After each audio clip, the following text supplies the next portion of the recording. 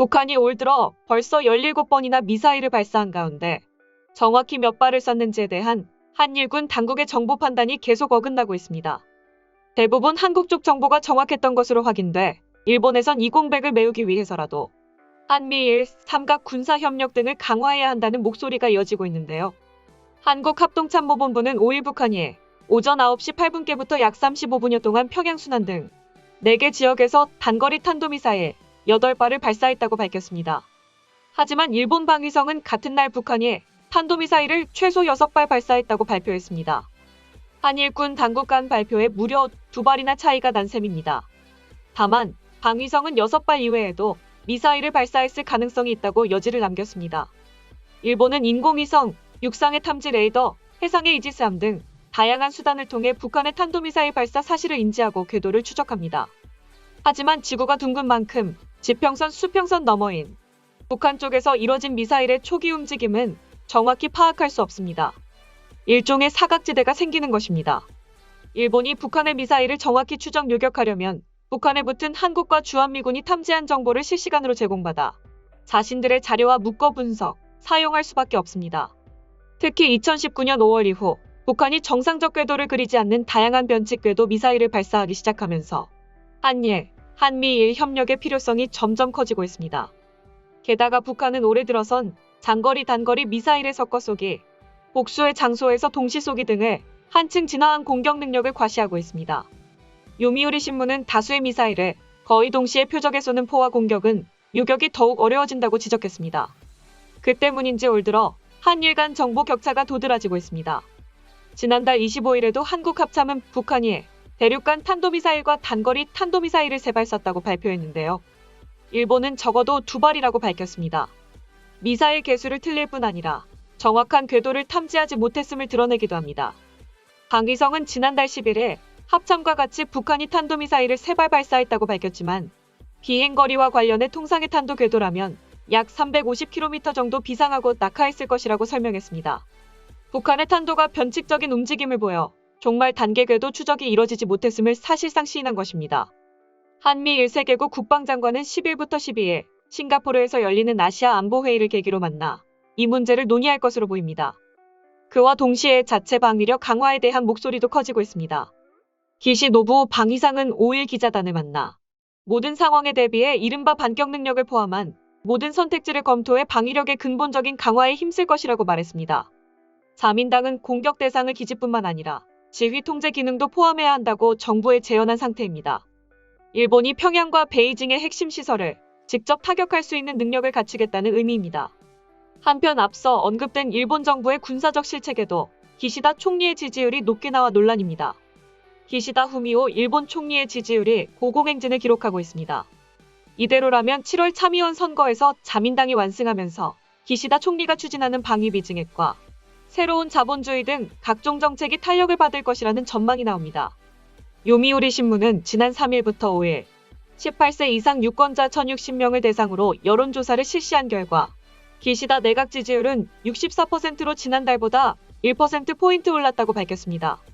기시다 내각 지지율은 4월부터 3개월 연속 상승 추세였습니다. 지지하지 않는다는 응답률은 26%로 지난달보다 3%포인트 증가했습니다. 기시다 총리의 지지율이 상승한 데는 지난달 일본에서 선미일 정상회담과 쿼드 정상회의를 성공적으로 치러내면서 존재감을 과시했기 때문으로 해석 보도됐습니다. 또 오는 10일부터 코로나19가 확산된 지 2년 만에 외국인 단체 관광을 재개하면서 경기 회복에 대한 기대감도 커진 상태라고 하는데요.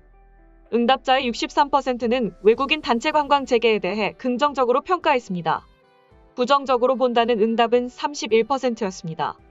기시다 총리는 5일 엔화 가치 하락이 논란이 되고 있지만 외국인 관광객이 오면 이득이 될 수 있다고 강조했습니다. 지지율을 흔들 만한 큰 국내 문제가 없다고 판단한 기시다 총리는 외교 문제에 더 집중할 계획입니다. 오는 26일부터 28일 독일에서 열리는 주요 7개국 정상회의 참석에 이어 29일부터 30일 스페인에서 열리는 북대서양조약기구 정상회의 참석을 검토하고 있습니다. 이에 대해 정치 전문가들은 미국 국방부도 일본 군사력에 크게 실망하여 더는 믿고 협력하기 어렵다는 입장을 내놓은 상태라며 그럼에도 기시다 총리의 지지율이 올라가는 건 여론 조작 정황이라는 게 일부 일본 언론의 입장이다. 이것마저 사실일 경우 일본 정세가 매우 심각하게 흘러갈 것으로 보인다고 분석했습니다. 다음은 해당 소식을 접한 일본 네티즌들의 반응입니다. 일상생활과 경제의 안정은 만반의 국토방위력이 있어야 한다. 지금까지는 주일미군이 있어 대외적으로는 일단 잠자는 호랑이라도 괜찮았지만 우크라이나 전쟁으로 인해 현 미국은 그 나라의 전력이 전면에 대응하지 않으면 돕지 않는 것으로 밝혀졌다. 향후 일본의 방위력 강화와 그 힘을 최대한 발휘할 수 있도록 하는 법 개정은 최우선 사항이라고 생각한다. 방위 예산 GDP 2%라는 수치에 지나치게 집착할 필요는 없다. 일본 자체만으로도 제대로 방어할 수 있는 장비와 탄약 확보를 위해 필요한 돈은 한계치까지 최우선으로 확보해야 한다. 기시다 씨가 지금 목표를 유지만 한다면 모든 일은 순조롭게 이뤄질 것이다. 또다시 반발의 겁을 먹고 후퇴하는 모습을 보인다면 국민은 물론 정치계에서 말만 잘하는 실패자로 기억될 것이고 두 번 다시 얼굴을 비출 수 없게 되겠지. 그도 여기까지 올라왔으니 쉽게 물러서지는 않을 테지만 분쟁이 되면 최종적으로는 본토에서 결전이 이뤄지므로 각 지역에 있는 방제 조직을 국토방위대로 조직 변경하여 일상에서도 방제방위 훈련을 실시해야 한다. 자위대만으로는 국토를 지킬 수 없는 것은 자명한 이치이므로 조속히 국토방위대를 조직하여 유사시에 당황하지 않도록 대비해야 한다. 이를 위한 비용이 방위비이다.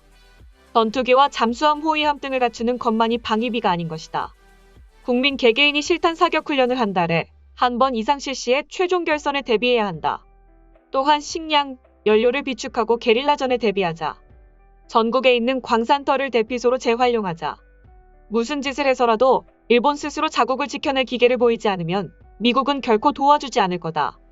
그 전에 주일미군 기지가 미사일 공격을 받아 쓸모없어지고 나서 생각하면 너무 늦다. 어쨌든 일본 국민 스스로 국토를 지키지 않으면 아무도 지켜주지 않는다는 것이다.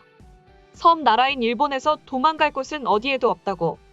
국가 권력의 본질은 폭력과 탄압이다. 국민은 국가가 폭력을 행사하지 못하도록 방지하고자 하며 국가는 폭력을 독점하고 규칙을 정해 규칙을 따르지 않는 자는 단속으로 잡아내는 식이다. 이것이 근대 국가의 사고방식에서 성악설에 기초한 이론이라는 것은 역사가 증명했다. 이 때문에 민생을 신경 쓰지도 않는 기시다 씨의 비현실적인 지지율은 이해할 수가 없다는 거다. 결국 세계는 군사력으로 상대를 굴복시키는 것이 외교라는 고색창연한 생각에서 조금도 진보하지 못하고 있다. 이번 러시아의 우크라이나 침략으로 고성능 대량 살상 무기로 병사뿐만 아니라 주민들이 가차없이 살해되고 인류가 쌓아온 귀중한 문화와 문명이 가차없이 파괴되고 나아가 핵무기 사용이 임박해 인류의 멸종마저 우려되는 사태가 벌어졌다.